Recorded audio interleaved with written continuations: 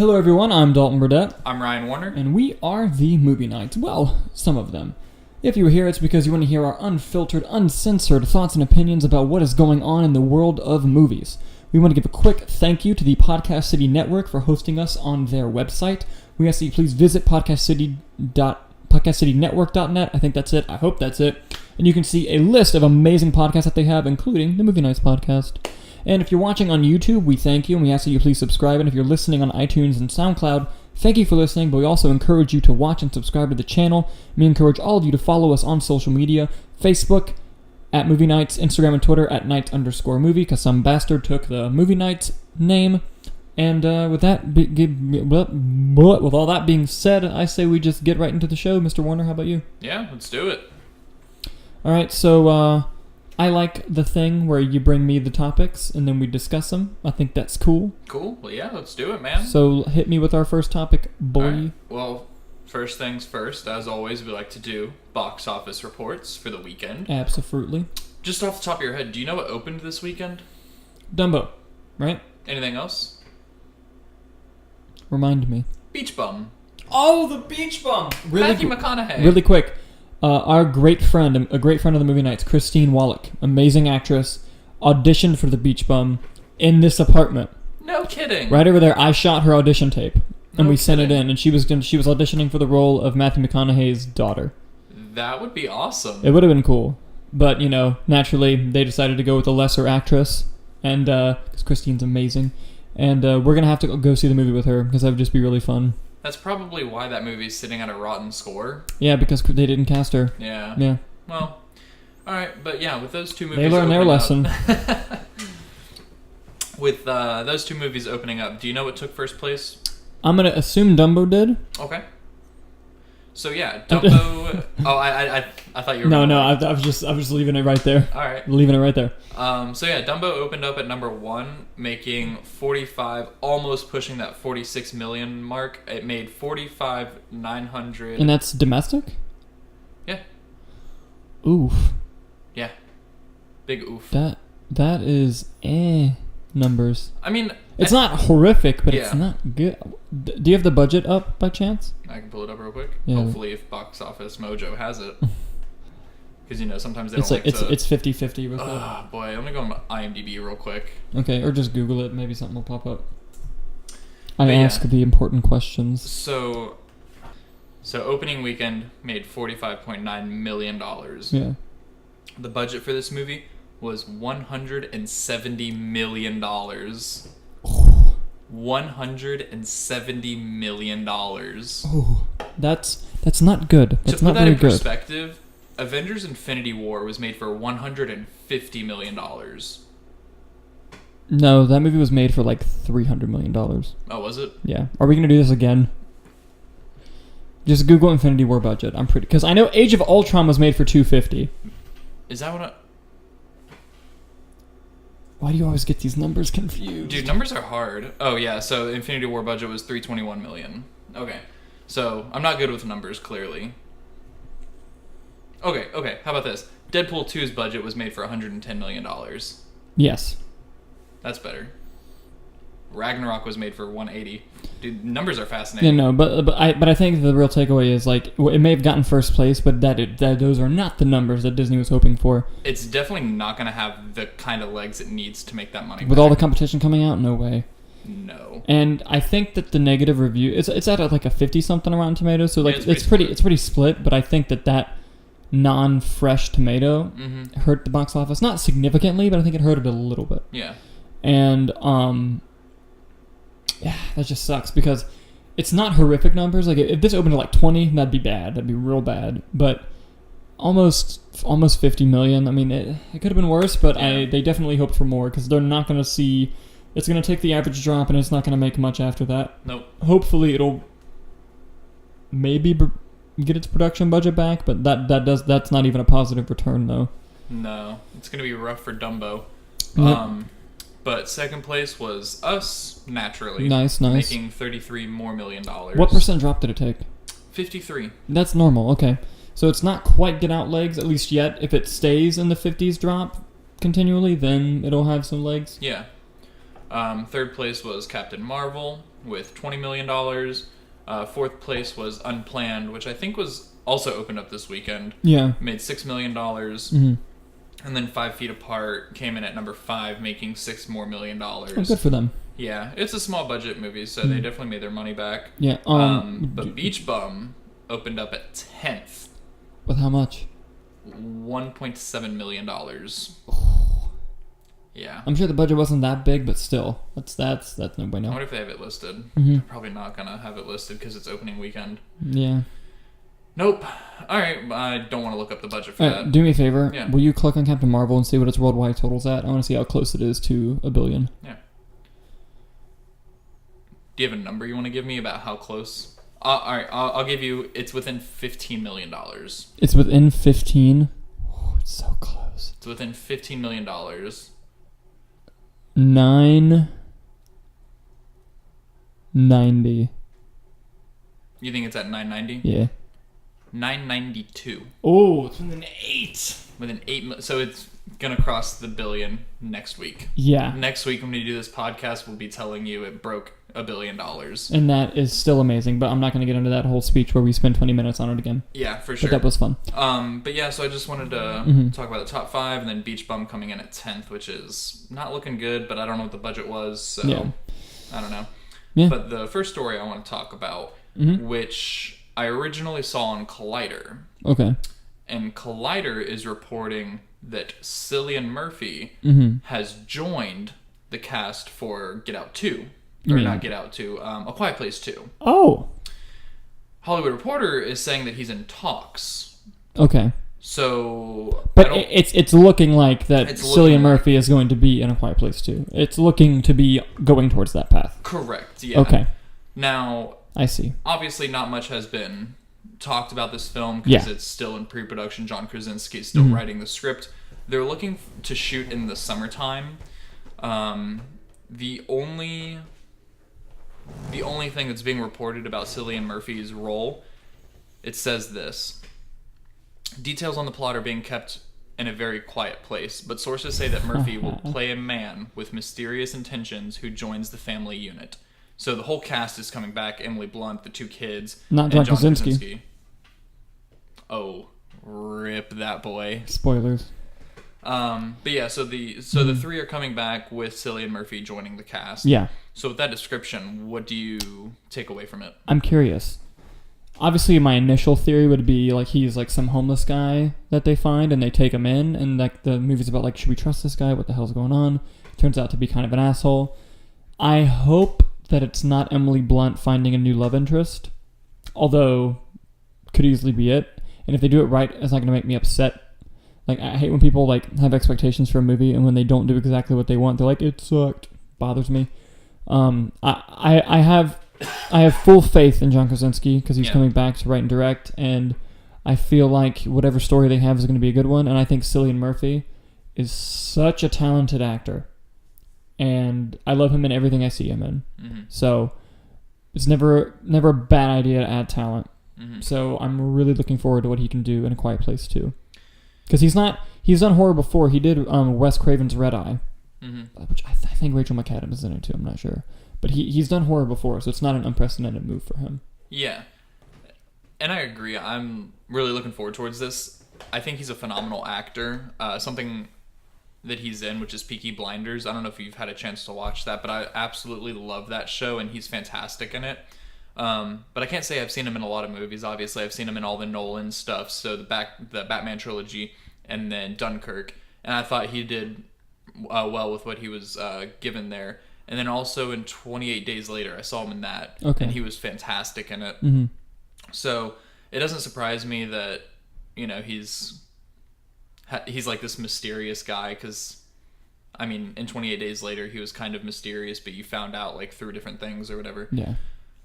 About who he was, so, or I'm sorry, what his intentions were, but it's gonna be fun seeing him with that cast. It's gonna be a strange dynamic between him and Emily Blunt, like you said. I hope it's not gonna be like a love interest or love driven storyline between the two, because I think that would take me out of it unless it was done well. Yeah.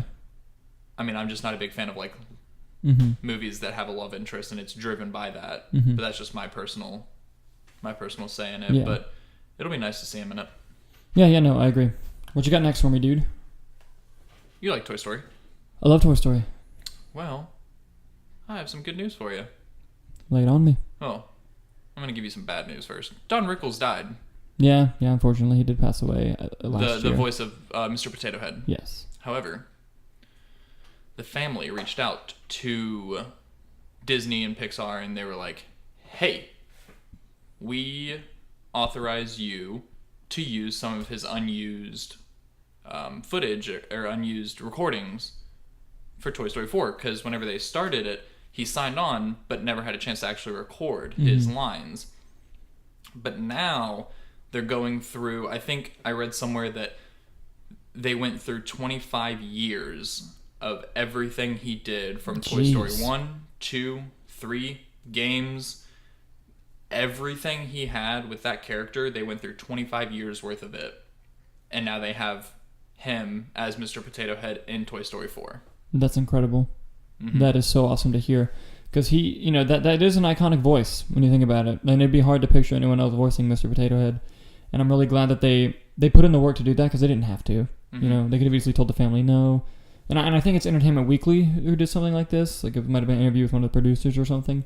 I don't remember what exactly was going on, but I think it was a sweet move, and I'm really happy that we're going to be hearing more of him. And obviously, it's going to be in bits. They didn't, grab monologues from other stuff to put them back in. But I'm really happy, and I think that it's gonna flow nice, and I hope it really goes well for them. How about you? What do you think?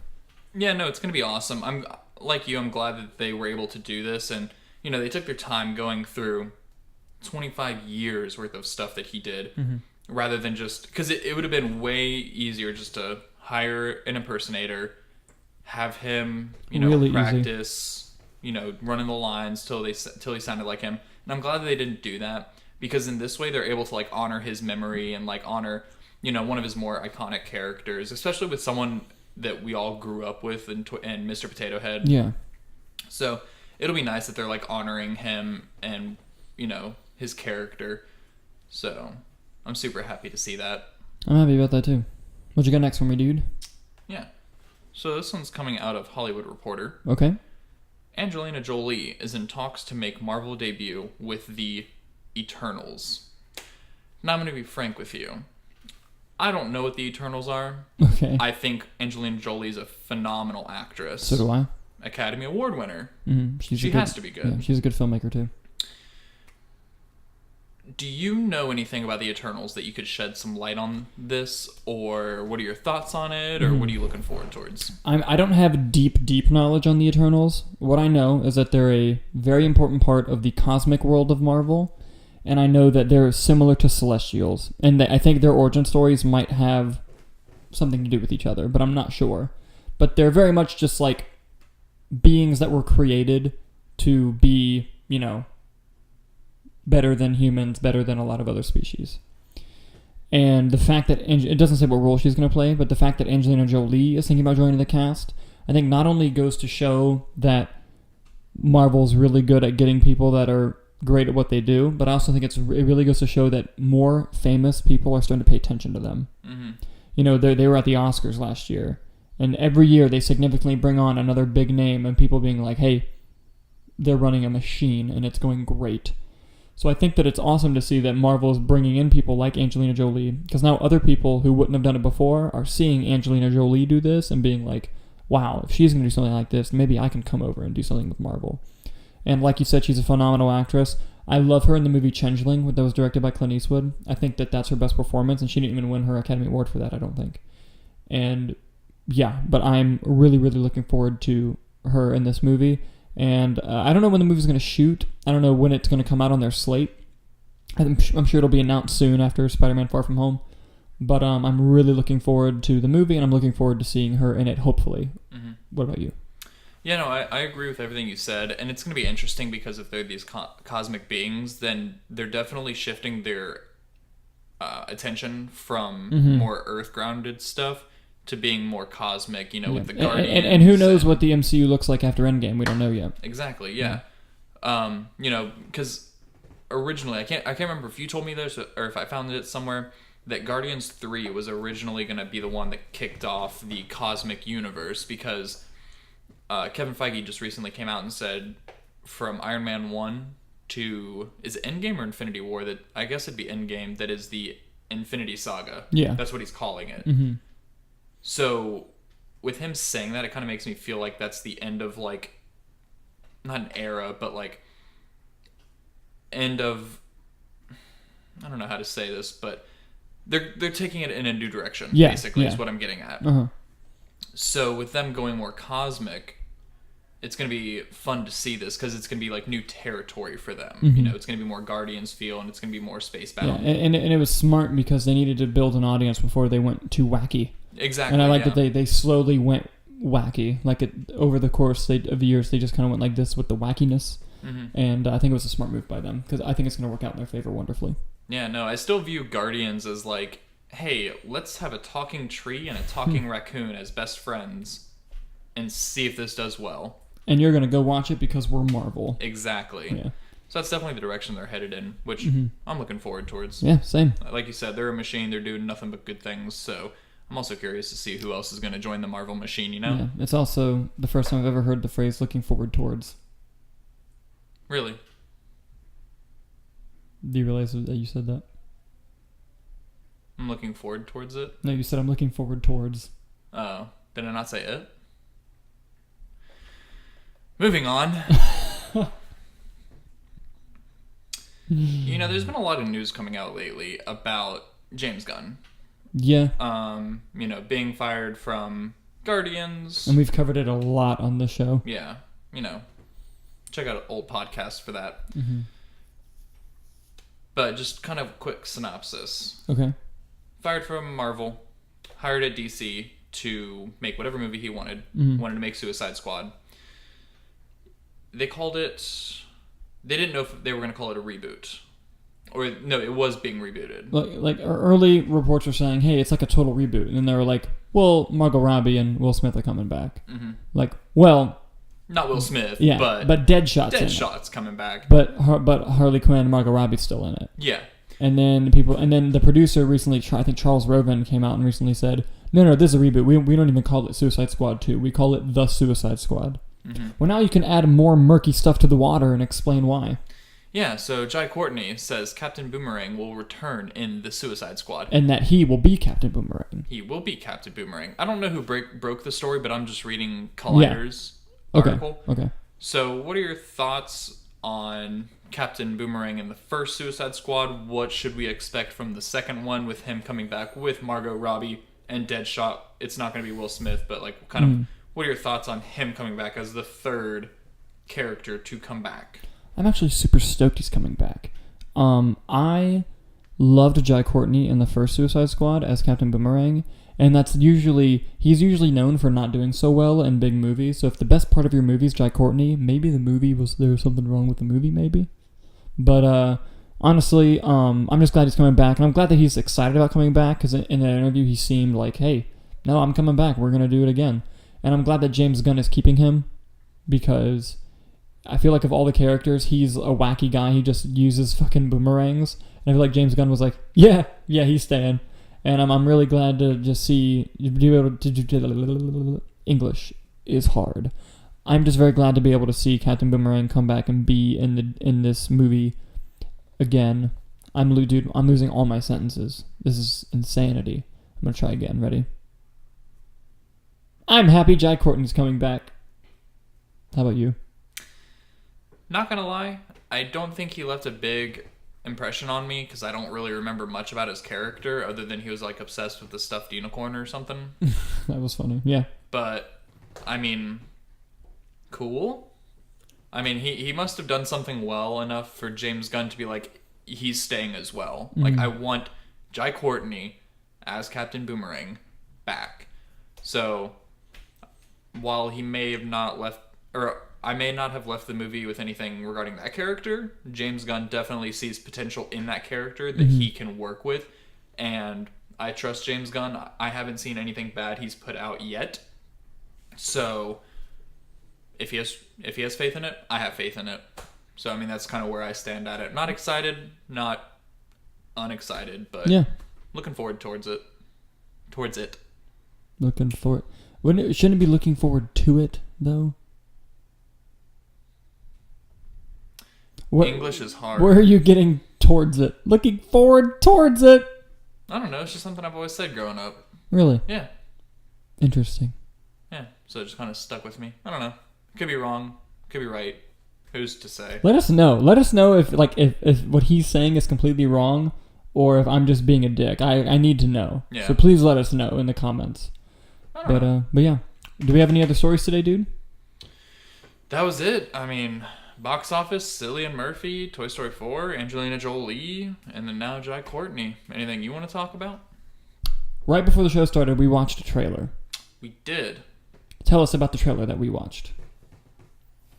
The movie is called The Dead Don't Die, which sounds like a zombie movie. Mm-hmm. It is a zombie movie. It has a big cast. Let me look up the cast real quick. I know, off the top of my head, it had Bill Murray, Adam Driver, and the redhead from X-Men First Class and Get Out. I forget his name. But I know for sure it had those guys in it. Mm-hmm. And the chick from Zodiac. I think that's her. Yeah, so it has... I'm going to mess up her last name, but Chloe Sevigny, Yeah. Adam Driver, Tilda Swinton, Oh, Tilda Swinton's in it too, Steve yes. Buscemi, Caleb Landry Jones, Steve- Selena Gomez, Steve- Bill Murray. Steve Buscemi? Selena Steve Gomez? Buscemi. Oh yeah, I did see Selena Gomez in the trailer. Danny Glover. Oh, and Danny Glover, yes. That's a stacked cast. Wow. It's an odd cast. Mhm. Like, you wouldn't think of those people being together in a movie, Mhm. but I'm about it. And the fun part of the trailer is that this is a straight-up comedy movie. Yeah. And it looks hilarious. It looks like it has so. a new twist, because whenever you think of comedy and zombies, what movie do you think of? I think of Shaun of the Dead and Zombieland. Me too. This movie, I think, has a different tone than those movies. While it's still a comedy, like, it's something's different about Yeah, it. the humor's more dry. Yeah. Which I'm all for it. I love dry humor. Yeah. But this movie is scheduled to come out on June 14th. So very soon. Yeah, wow. And I'm surprised that no one's really talking about this, because I think this looks phenomenal. Yeah, it looked really independent and low budget, so it probably doesn't have a huge marketing money. But I hope that the trailer gets out there online and people hopefully go in and see what in the small theaters that it will play in, because it does look quite entertaining, I think. Yeah. So. Yeah. Like we said, it's a strange cast to all be together, but I think it's going to be a fun movie. And I'm a sucker for zombie movies, whether they're good, bad. Mm-hmm. I'm all for it. Yeah. Also, there's one more thing I want to talk about before we go. The trailer for Annabelle 3 came out. It's called Annabelle Comes Home. Okay. Did you get a chance to look at it? No. It looks very scary. The first Annabelle I've heard was garbage. I've never seen it. But I've heard the second one's really good, but I've also never seen it. But I love The Conjuring. I love The Conjuring 2. I watched The Nun. And I'm very interested in Annabelle 3. Would you like to know why? Do tell. The Warrens are confirmed to be in it.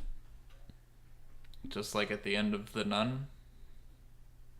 No, they're actually... That was a cool ad. That was cool, but they're actually confirmed to be in the movie, as in shooting new scenes. Wow. Part of the movie, yes. And I'm very, very excited. And apparently the plot of this movie is about Annabelle torturing their kid. Oh, boy. Yeah. They're not going to have any of that shit, I can tell you right now. No, they're fucking not. It's going to be wonderful. I don't remember who the director is, to be honest with you. But, James Wan. No, it's not James Wan. That would have been everywhere if James Wan was like, Annabelle 3, I'm going to do it. Yeah, why not? Stepping down from Aquaman to do this low-budget horror movie. Yeah, yeah. What a guy. What a guy. He didn't even do it. We're still like, what a guy. No, but yeah, I'm really excited for it, and I'm going to catch up and watch 1 and 2 before I see the third one. I'll have to catch up on that universe, because I couldn't tell you off the top of my head which movies I've seen, but I love horror movies, so right after this I'll have to watch the trailer, because I didn't know the trailer even came out. Yeah, it was a good trailer. Yeah. Alright, well, I think that's it for today's show. Yeah. Quick. Yeah. Painless. Yeah. Next week for you guys, we're going to have reviews for both Dumbo and Shazam, which I'm very excited about seeing. And, you got anything else you want to add? thank you for watching. Yeah, thanks, guys. And you can look at all the new content that's going to be on our channel. Yesterday, we just released the second part of our franchise spotlight on James Bond with our video about From Russia with Love.